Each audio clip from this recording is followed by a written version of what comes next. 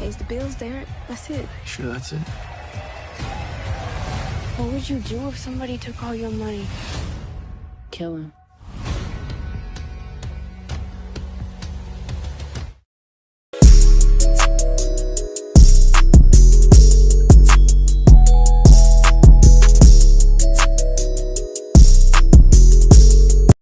What's up YouTube? It's your boy, it's your homie Futuristic Mike, and I'm back with another P-Valley video if you're new. Make sure y'all leave your theories, comments, everything down below in the comment section. If you're a fan of P-Valley, if you love P-Valley, hit the like on this video. If you're new to my channel and this is the first time you're finding me, subscribe, turn on those post notifications so you can always see when I'm dropping some content so you never miss any P-Valley news. Now, this is going to be the recap for P-Valley Season 1, Episode 5, titled Belly. Now in the last episode, in episode 4, it had a dramatic ending. Mercedes and her mother went to jail because Patrice stole money from Mercedes, so she got mad and she wanted to beat her ass, and they both got arrested. So we just wanted to know so bad what was going to happen between the two, so we finally got to see in this episode. So let's talk about it. Now this episode continues to focus on Mercedes and Patrice, who are both confined to the same packed cell in the police station waiting for their bail to be posted. They're literally in the same cell with a whole bunch of ratchet chicks. And it seems like it's hot as hell in that jail cell. I know they're burning up in there. It's a whole bunch of females in there wearing stripper outfits and stuff. They're probably sweating and stinking up in there, and I just feel bad for Mercedes, man. But that's not the very beginning of the episode. Let's go to the very beginning of the episode. Now this episode opens with a woman splashing her whole divorce settlement at the club, at the Pink.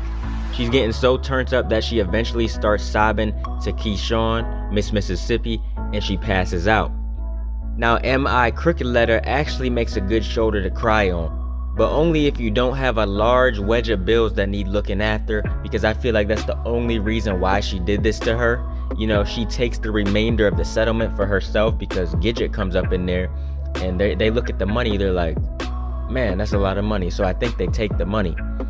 Then next we see this woman. She's being escorted out of the club by Uncle Clifford, who has left Little Murda asleep. It showed Little Murda on the couch. The Pink has been slapped with the foreclosure notice. They had a note on the door, and apparently the Pink will be auctioned off if enough money isn't accumulated in the next 14 days. This is the first money problem of this episode, but not the last. Autumn has the next money problem. A change in the banking policy prevents her from continually depositing $9,000 into her account. Now, the drunk divorced lady is transferred to the same lockup as Mercedes and Patrice, where a lot of this P-Valley episode 5 plays out.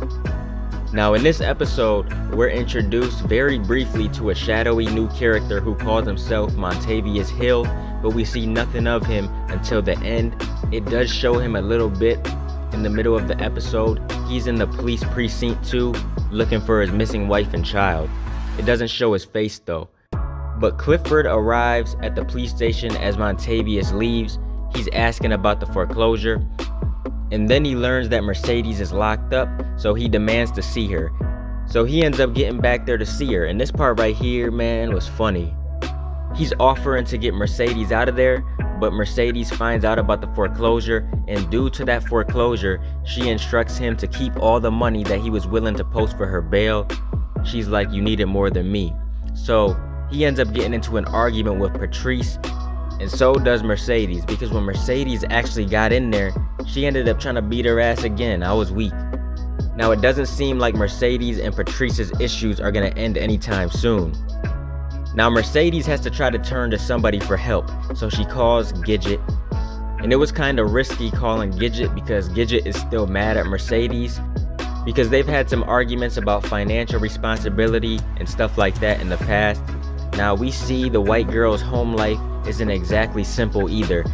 Gidget is crushing up pills to put in like a shake or a smoothie for her mother, and then she promises to do what she can to help Mercedes.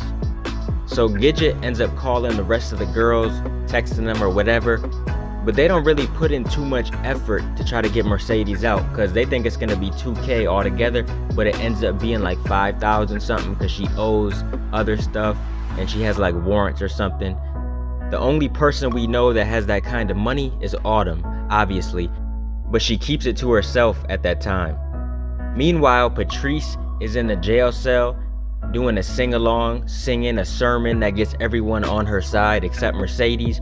And she was really getting on my nerves in this episode. I just wanted to yell at the screen 1,000 times, like, Patrice, just shut the hell up. She wouldn't shut up. She was trying to get Mercedes to forgive her so bad, and I just knew it wasn't gonna happen. Mercedes had no reason to forgive her mother for the type of behavior she was doing. It seems like Mercedes is immune to this type of behavior now. It's like this is what she expects from Patrice, and it's really sad, to be honest.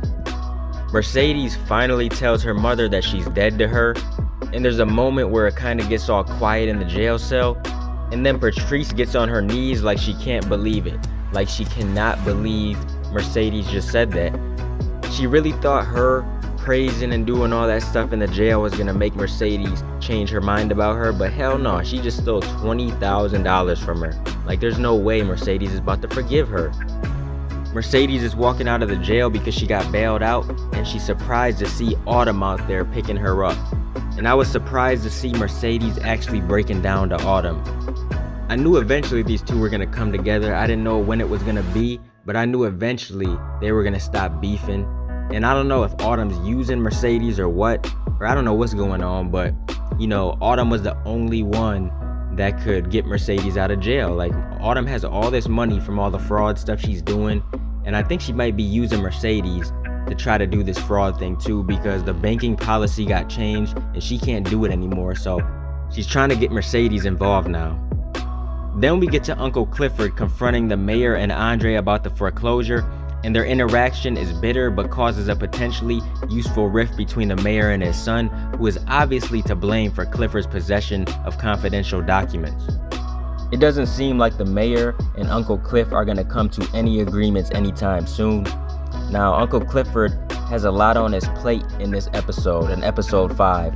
He's facing foreclosure, the Pink's books are upside down, and Little Murder seems determined not to keep the relationship a secret. Now we actually see M.I. Crooked Letter's abusive baby daddy in this episode. His name is Derek, and she has a face-to-face meeting with this dude. A fairly soft-looking white guy. It seems like this dude is soft as hell, and I don't know why she's letting this dude hit her. Diamond's in the background of this scene. So we just know that Diamond is feeling Keyshawn because he was standing in the background the whole time. He was just listening. He was there if she needed him. And I thought at any moment this dude Diamond was about to beat Derek's ass. I really did.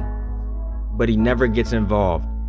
Now Derek mentions to Keyshawn that he's seen her video from when she took Mercedes' spot, and it's difficult to see what she's doing and stuff like that. He asks her why she's doing it, and she pretty much just says because it pays the bills, and he's like, is that the only reason why? Earlier in the episode, we see Mississippi is kind of full of herself because her video is blowing up and it's going viral and everything, so she's really feeling herself. So I guess Derek's seen this video.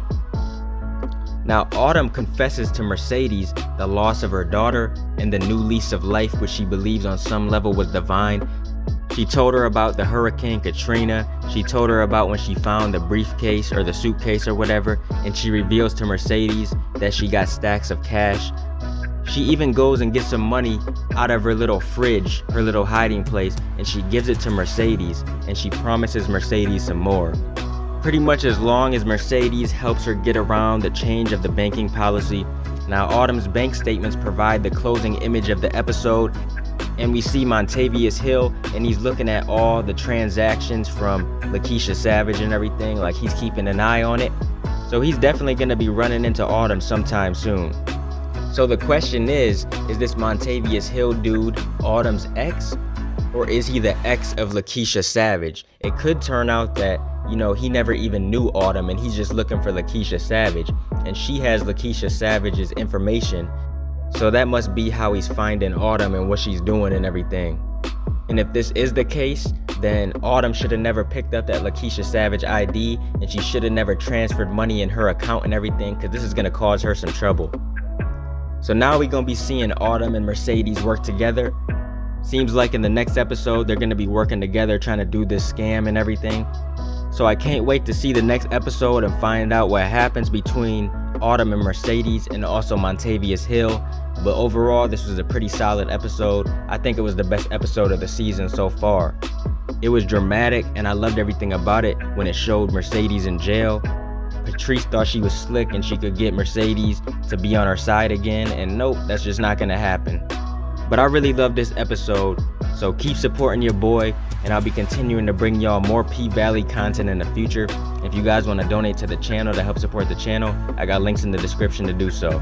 Make sure you guys like, comment, and subscribe, and smash the notification bell so you can never miss a video. I'm gonna get out of here, y'all. It's your boy Futuristic Mike, and I'll talk to you on the next one. I'm out. Peace.